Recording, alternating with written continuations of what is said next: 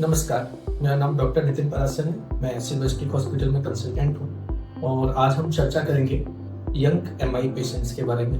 Young MI मतलब young patients के अंदर जो हार्ट अटैक होते हैं। आजकल काफ़ी ज़्यादा देखने को मिल रहा है, सुनने को मिल रहा है कि 20s में 30s की एज में पेशेंट को अचानक से हार्ट अटैक आया, अचानक से उनकी डेथ हो गई। इस टाइप के बहुत सारी चीज़ें देखने को मिली। तो हम जानेंगे कि इसकी क्या वजह है, इतनी कम एज में आजकल हार्ट अटैक्स क्यों बढ़ गए हैं, और इसके अलावा हम ये भी चर्चा करेंगे कि इनसे हम कैसे बच सकते हैं।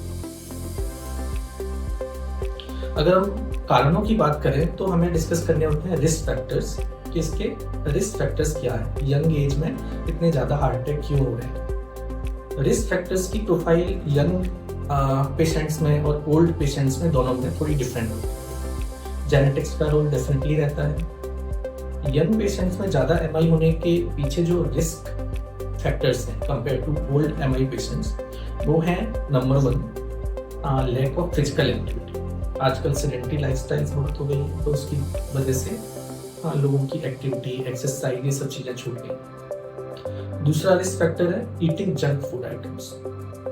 जनरली हेल्दी फूड आइटम जो होते हैं वो अवॉइड किए जाते हैं, उसकी जगह पे जंक ज़्यादा खाया जाता है। उसके अलावा तीसरा जो अहम रिस्क फैक्टर है, अहम कारण है, वो है स्मोकिंग। यंग एमआई पेशेंट्स में 20s 30s में जो एमआई होते हैं, हार्ट अटैक होते हैं, उनमें ज़्यादातर में स्मोकिंग की हिस्ट्री पाई जाती है। उसके अलावा कन्वेंशनल रिस्क फैक्टर्स दोनों में, यंग हो या ओल्ड हो, उनमें सेम ही रहते हैं। कन्वेंशनल रिस्क फैक्टर्स आते हैं डायबिटीज़, ब्लड प्रेशर की बीमारी, कोलेस्ट्रॉल की बीमारी, उसके अलावा ओबेसिटी मतलब मोटापा, मेंटल स्ट्रेस, ये वाली चीज़ें जो होती हैं अगेन रिस्क को बढ़ाती हैं। अगर हम सिम्टम्स की बात करें, ट्रीटमेंट की बात करें, तो ओल्ड हार्ट अटैक पेशेंट हो या यंग हार्ट अटैक पेशेंट हो, वो दोनों में सेम ही रहता है। सिम्टम्स में चेस्ट पेन हो सकता है मरीज को लेफ्ट साइड में, is more common compare to right side. उसके अलावा pain can radiate to jaw, left shoulder, left arm, even it can radiate to back और राइट आर्म। पेन के अलावा घबराहट, पसीना आना, इंटेंस स्वेटिंग, डूमिंग सेंसेशन, ये वाली फीलिंग्स आ सकती है।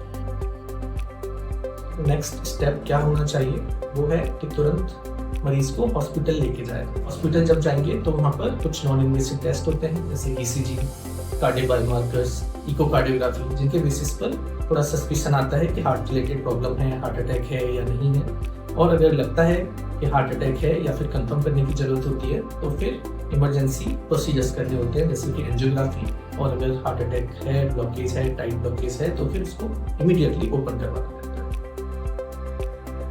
अब हम बात करते हैं इसके प्रिवेंशन के बारे में, कि यंग एज में इसको हम हार्ट अटैक जो हो रहे हैं कैसे प्रिवेंट कर सकते हैं। अगर हमने रिस्क फैक्टर्स अच्छे से समझ लिए हैं, अगर हम उन पर काम करते हैं, तो काफ़ी हद तक रिस्क को कम किया जा सकता है। रिस्क को एकदम जीरो नहीं कर सकते हैं, बट स्टिल काफ़ी हद तक कम किया जा सकता है। जो स्टेप्स हमें लेने हैं, नंबर 1 फिजिकल एक्टिविटी को बढ़ाना है। एक्सरसाइज करना है, डेली वॉक करना है, एटलीस्ट 45 मिनट्स और 1 आवर डेली वॉकिंग होनी चाहिए, या फिर एक्सरसाइज करना। अगर फिजिकल एक्टिविटी बढ़ेगी, सेडेंटरी लाइफस्टाइल खत्म होगी, तो रिस्क को हम काफ़ी हद तक कंट्रोल कर सकते हैं। दूसरा, जंक फूड आइटम्स को अवॉइड करना, कंप्लीटली अवॉइड करना। जितना हो सके बाहर का जंक नहीं खाना है, घर पर भी तली हुई चीज़ें अवॉइड कीजिए। नॉर्मल खाना आप खा सकते हैं, हरे पत्ते वाली सब्जियाँ, दाल वगैरह, ये सब चीज़ें ठीक है, ये सब चीज़ें ज़्यादा ले सकते हैं। तीसरा इंपॉर्टेंट चीज़ है स्मोकिंग। स्मोकिंग को कंप्लीटली अवॉइड करना है। स्मोकिंग बंद होनी चाहिए। अगर स्मोकिंग करेंगे, बॉडी के अंदर इन्फ्लेमेशन होता है, हार्ट अटैक आता है, और भी कई सारे खतरे होते हैं। ये 3 चीज़ें हैं जो यंग टाइम में बहुत ज़्यादा खतरा बढ़ाती है। उसके अलावा किसी मरीज को बीपी की बीमारी है, शुगर की बीमारी है, कोलेस्ट्रॉल ज़्यादा है, तो उन सब मरीजों को ये रेगुलरली चेक कराना है, कंट्रोल रखना है। मेंटल स्ट्रेस पर काम करना, रिलेटेड मेंटल स्ट्रेस हो या फिर घर पर स्ट्रेस हो, वो सब चीज़ें अवॉइड करनी है। स्ट्रेस कम करने के लिए योगा, एक्सरसाइज, वॉकिंग, ये सब चीज़ें कर सकते हैं। And last thing is regular medical checkup. Risk factor से रिलेटेड रेगुलर चेकअप होने चाहिए। तो अगर शुगर की बीमारी निकलती है तो पहले लाइफस्टाइल चेंजेस से कंट्रोल किया जाता है। बीपी की बीमारी अगर किसी को पता चलती है तो पहले लाइफस्टाइल चेंजेस किए जाते हैं। अगर नहीं कंट्रोल होती है तो फिर मेडिसिन की जरूरत है। रिस्क फैक्टर्स को टाइमली डिटेक्ट कर लेते हैं, उनको कंट्रोल कर लेते हैं मेडिसिन से प्लस लाइफस्टाइल मॉडिफिकेशन से, तो उसकी वजह से जो कॉम्प्लिकेशंस होते हैं लाइक हार्ट अटैक, तो उनको हम काफ़ी हद तक कम कर सकते हैं।